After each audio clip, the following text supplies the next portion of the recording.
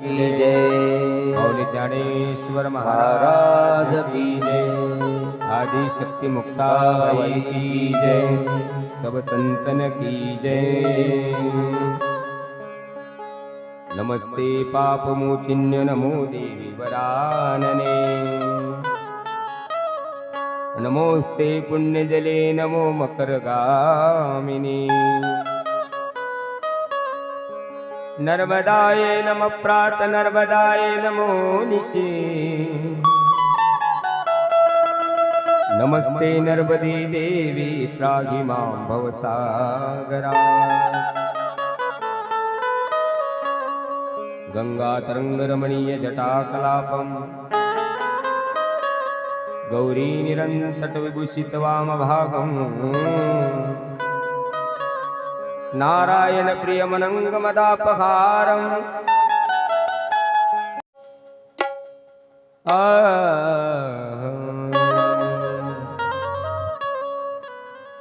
सविन्दु सिन्धु शुष्कलतरङ्गभङ्गरञ्जितं द्विषत्सु पापजात जातकारिवारि संयुतं भूतकालभूतगीतिवारि नर्मदे त्वदीयपादपङ्कजं नमामि देवि नर्मदे। नमामि देवि नर्मदे। नमामि देवि नर्मदे। जीवसम्प्रदायकं कलोमलोकभारभारि सर्वतीर्थनायकं सुमत्सचक्रचक्रचक्रवालशर्मणे त्वदीयपादपङ्कजं नमामि देवि नर्मदे। नमामि देवि नर्मदे। नमामि देवि नर्मदे।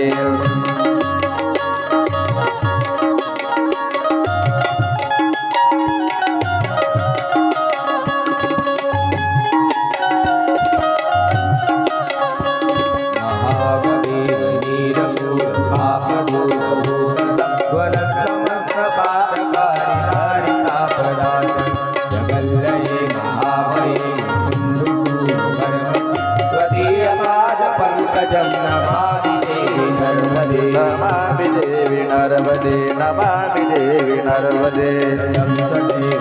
वयं तमं यदा प्रकुण्डसोनसोनकासुरारिसेवि सर्वदा पुनर्भवापि जन्मजं भवामि दुःखवर्मदे त्वदीयपादपङ्कजं नमामि देवि नर्मदे। नमामि देवि नर्मदे। नमामि देवि नर्मदे।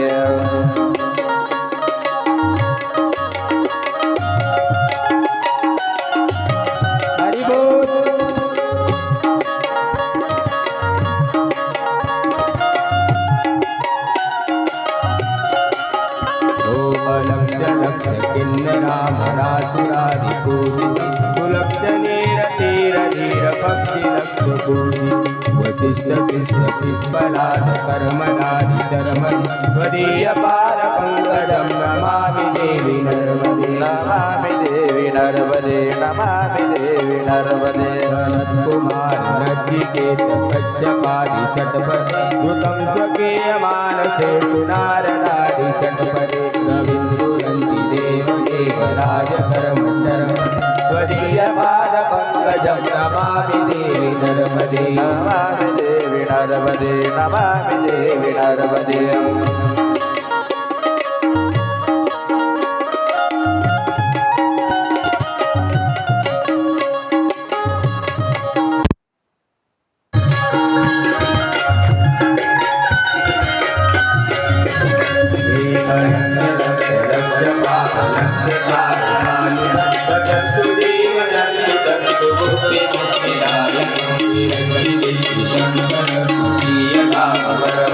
त्वदीयपादपङ्कजं नमामि देवि नर्मदे। नमामि देवि नर्मदे। नमामि देवि नर्मदे। अहोमृतं स्वनं सुतं महेश केशजातं निरातसूतमाङ्गलेषु पण्डितेश तेन दुरन्तपापतापहारि सर्वजन्तु सर्वते त्वदीयपादपङ्कजं नमामि देवि नर्मदे। नमामि देवि नर्मदे। नमामि देवि नर्मदे।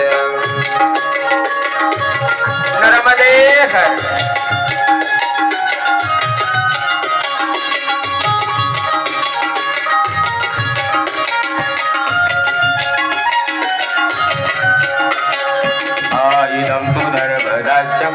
कालमेवये सदा पठन्ति ते निरन्तरं नयान्ति दुर्गति कला सुलभ्यदेव दुर्लभं महेशदामगौरवं पुनर्भवानरानवै लोकयन्ति नौरकम्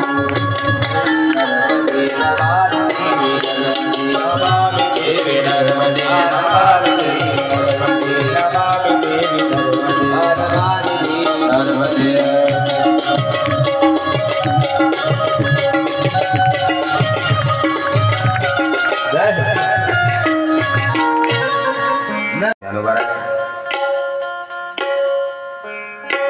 वैराग्य राग रसिक जगद्गुरु श्री संत तुकोबराय भगवान श्री पंढरीश पांडुरंग परमात्मा आणि अखिल संत मादियाडी सर्वांच्या असीम अपार अपूर्वशा कृपानुग्रहामुळे संपन्न होत असलेला हा दिव्य ज्ञान यज्ञ आदिमाया आदिशक्ती जगज्जननी दक्षिण वाहिनी शिवकन्या मेकल कन्या सर्व जीवांचं पाप ताप हरण करणारी आदिमाया आदिशक्ती नर्मदा मैयाचं वाङ्मयीन स्वरूप श्रीमद नर्मदा महापुराण या ठिकाणी आपण श्रवण करीत आहात। थोर मोठ्या महात्म्यांच्या पदस्पर्शाने पुनीत पावन झालेलं असलेलं वसलेलं आपले श्री क्षेत्र भुसावळ आणि भुसावळ गावातील हनुमान नगरातील शिवसैनिक मंडळ ज्यांच्या संयुक्त विद्यमाने ज्यांच्या आयोजनातून ज्यांच्या नियोजनातून मायबाप हो ही ज्ञानरूपी सरिता या ठिकाणी प्रवाहित होत आहे। आजचा आपल्या कथेचा चतुर्थ दिवस आणि चौथ्या दिवसातील नर्मदा मैयाच्या पुनीत पावन अशा कथेला आपण सुरुवात करत आहोत। कथेसाठी उपस्थित समस्त माता भगिनी समस्त पित्या समान पितृवर्ग तरुण बालवृद्ध सर्वांच्या चरणी विनम्र भावाने अभिवादन करतो। ज्यांच्या माध्यमातून आपल्यापर्यंत हा ध्वनी पोहोचतो असे आमचे सतीश भाऊ त्यांनाही वंदन करतो आणि समस्त गुणीजन गायक वादक त्यांनाही अभिवादन करतो। आणि जे आपला कार्यक्रम संपूर्ण महाराष्ट्रभर नवे नवे महाराष्ट्राच्या बाहेर सुद्धा ते कार्यक्रम तो आपला पोहोचवतील असे आमचे अनिल दादा त्यांनाही प्रणाम करतो। नर्मदा मातेला वंदन करतो। मायबाप हो आपलं पाप ताप हरवणारी ही कथा आहे की त्या नर्मदा मैयाचं फक्त आपण दर्शन घेतलं तरी सुद्धा आपल्या कोटी जन्माचं पाप नाहीसं होतं। एवढी पुण्यमयी एवढं पुण्य प्रदान करणारी ही नर्मदा मैया आहे की तिच्या नावातच ती शक्ती आहे। नर्मम ददाती ती नर्मदा। मायबाप हो हा जन्म पुन्हा पुन्हा नाही। प्रत्येक जीवाला असं वाटतं की आम्ही आमचं जीवन जगतोय, आमच्या पद्धतीने आमचं जीवन आम्ही जगतोय, आम्ही कधी कुणाला त्रास देत नाही, कधी कुणाचं वाईट पाहत नाही, आमचं आमच्यासाठी पुरेसं आहे आणि तसं आम्ही जीवन जगतोय। पण मायबाप हो फक्त जीवनामध्ये स्वार्थ म्हणून जीवन जगू नका। या जगामध्ये असा एकही जीव नाही की तो स्वार्थी नाही। प्रत्येक जण स्वार्थी आहे। प्रत्येकाला वाटतं की मला मिळावं आणि ते म्हणजे आहे सुख। प्रत्येक जण कशाच्या शोधात आहे? सुखाच्या शोधात आहे। पण मायबाप हो, सुख ही का रस्त्यावर पडलेली गोष्ट आहे का हो? का असं आहे की चला बा आपलं भुसावळ खूप मोठं आहे, चला मग असं एखादं दुकान असेल की द्या हो दादा, सुख काय किलो मिळतं हो? मिळेल का हो? मायबाप सुख ही घेता येत नाही. तर सुख म्हणजे हे आपल्या मान्यानं मान्यावर आहे. मग कुणाला कशात सुख वाटतं, कुणाला कशात सुख वाटतं? आता लहान लेकर आहे, तुम्ही कितीही त्यांना एका जागेवर बसवून ठेवा, हे बाळा ऐक, कथा चालू आहे, कथेमध्ये बोलायचं नाही, तू पण ऐक आणि आम्हाला ऐकू दे. ते विचार करतात मी स्वतःही खेळत नाही ना आपल्यालाही खेळू देत नाही. म्हणजे त्यांना सुख त्या खेळण्यात आहे. तसं मायबाप प्रत्येकाला सुख हे आपल्या मान्यावर आहे. कुणाची सुखाची कल्पना कशी आहे, कुणाची सुखाची कल्पना कशी आहे. म्हणून संत महात्मे विचार करतात की या जगाकडे ज्या वेळेला माणूस पाहतो, तर माणसाला माणूस तुलनात्मक दृष्टीने जगाकडे पाहतो. कसा पाहतो? तुलनात्मक. की कधीही माणसाला असं वाटतं की आपलं यांच्यापेक्षा कमीच आहे. म्हणजे काय?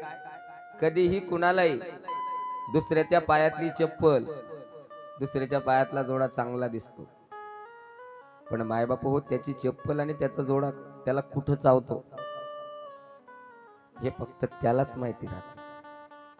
म्हणून आपण असा विचार करायचा नाही की आपल्या जवळ जे आहे तेच आपल्यासाठी पुरेसं आहे, त्याच्यामध्ये तडजोड नाही. आपल्या प्रारब्धाने, आपल्या प्राक्तनाने आपल्यासाठी तेवढीच व्यवस्था केलेली आहे. तर मायबाप हो, आहे त्या परिस्थितीत आपलं जीवन कसं आपल्याला चांगलं जगता येईल हा विचार माणसाने केला पाहिजे. की त्याच्या खोलवर विचार केला पाहिजे की सुख सुख म्हणजे आहे तरी काय? की लहान लेकरू जरी देवाच्या समोर गेलं तर ते देवाला काय मागतो? देव बाप्पा मला सुखाच ठेव. मग सुख म्हणजे त्याला विचारा बरं, सुख म्हणजे काय असतं? तर मायबाप सुख खाता का पिता नेमकं कसं आहे ते त्याला माहिती नाही. पण आपला एक दृष्टिकोन झालेला आहे की आमका सुखी आहे, आमका दुखी आहे, मी दुखी आहे, मी सुखी आहे. वास्तविक पाहायला गेलं मायबाप हो, हा जो नरदेह आहे हा सच्चिदानंद स्वरूप आहे, त्याला कधीच दुःख नाही. फक्त एक मनाने केलेला तो भ्रम आहे.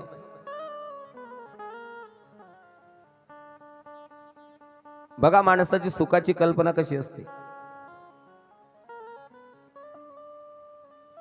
एक वेळेला मैत्रेय ऋषींना विदुर काकांनी प्रश्न विचारला,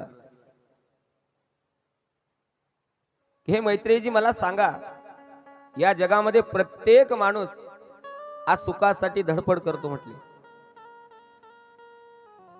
पण कोणाला सुख मिळत नाही, मग सुख आहे तरी कुठे? तर मैत्रेय ऋषींनी खूप छान त्याचं उत्तर दिलं. सुखाय कर्माणि मनुष्य लोका, सुखाय कर्माणि मनुष्य लोका.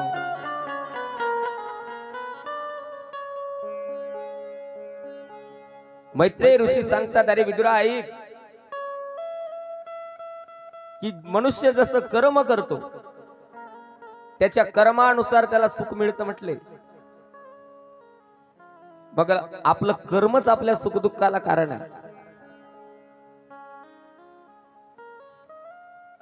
ज्या वेळेला आपलं कर्म चांगलं असतं, मायबाप सुखाचा शोध घ्यावा लागत नाही. आपण आपोआप सुख भोगत असतो, आनंद भोगत असतो. जगी जीवनाचे सार घ्यावे जाणूनी सत्वर. जगी जीवनाचे सार घ्यावे जाणूनी सत्वर. जैसे जाचे कर्म तैसे फळ देतो ईश्वर. जैसे जाचे कर्म तैसे फळ देतो ईश्वर. जगी जीवनाचे सार घ्यावे जाणूनी सत्वर. जगी जीवनाचे सार घ्यावे जाणूनी सत्वर. जैसे जाचे कर्म तैसे फळ देतो ईश्वर. जैसे जाचे कर्म तैसे फळ देतो ईश्वर.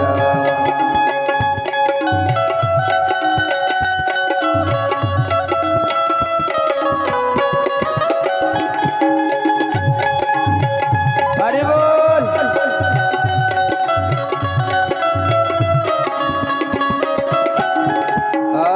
सनिक सुखासाठी आपल्या कोणी होतो किती वष्ट. कोणी त्यागी जीवन आपले दुःख जगी करण्या नष्ट. कोणी त्यागी जीवन आपले दुःख जगी करण्या नष्ट. देह करी जे जे काही, देह करी जे जे काही, देह करी जे जे काही, आत्मा बघतो नंतर. जैसे जाती कर्म तैसे फळ देतो ईश्वर. जैसे जाती कर्म तैसे फळ देतो ईश्वर. जगी जीवनाचे सार घ्यावे जाणूनी सत्वर. जगी जीवनाचे सार घ्यावे जाणूनी सत्वर. जैसे जाती कर्म तैसे फळ देतो ईश्वर. जैसे जाती कर्म तैसे फळ देतो ईश्वर. जैसे जाती कर्म तैसे फळ देतो ईश्वर. जगी जीवनाचे सार घ्यावे जाणूनी सत्वर. जैसे जाचे कर्म तैसे फळ देतो रे ईश्वर. माय बाप हो, सुखाय कर्माणी करोती लोक. क्या रे, आपल्याला जर सुख पाहिजे तर त्यासाठी कर्म चांगलं करा. कारण मायबाप सृष्टीचा नियम आहे की जर का तुम्ही शेतामध्ये हरभऱ्याचं बीज पेरलं तर मायबाप त्या ठिकाणी गहू नाही येणार, तिथं हरभराच उगवेल. म्हणून कर्म म्हणजे आपलं बीज आहे सज्जनांनी.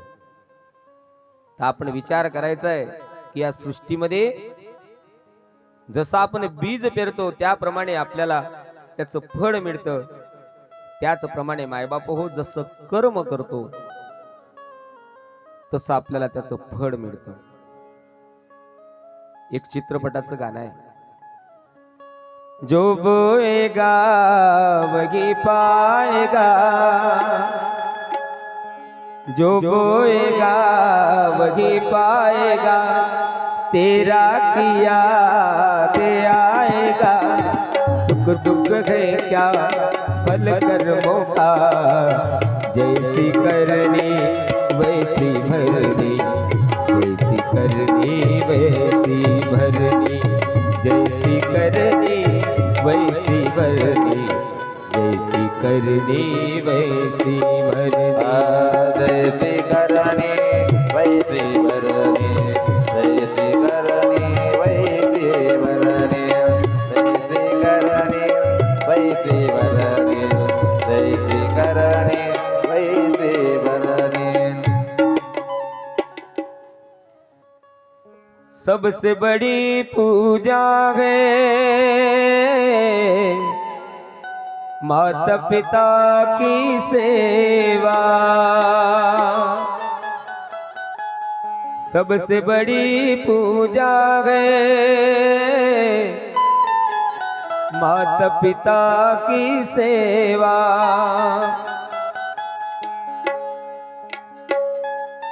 तू इनका दिल